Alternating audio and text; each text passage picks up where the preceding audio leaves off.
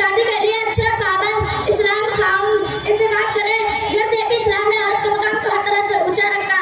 औरत अगर माँ तो इस्लाम ने उसके साथ भी उस रसूल की तरगीब दी है। कुरान मजीद में अल्लाह ताला ने अपने हक के बाद सबसे पहले माँ बाप का हक बयान किया, फिर दूसरों को का तज़किरा किया है और माँ के कदमों के नीचे जन्नत बदला कर भी उनके मकाम को ऊंचा कर दिया।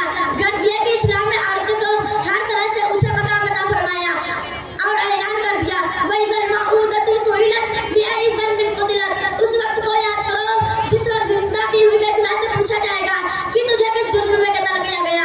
इन्हीं हालात को मद्देनजर रखते हुए इस्लाम ने ये सबक दिया कि लड़कियों की पैदाइश पर खुश होना, उनकी परवरिश का, तालीम और तरबियत का इंतजाम करना बड़े अजर सवाब का काम है। उससे जन्नत मिलती है और अल्लाह की रज़ा हासिल होती है। जहन्नम खुलासे का परवाना हाथ आता है।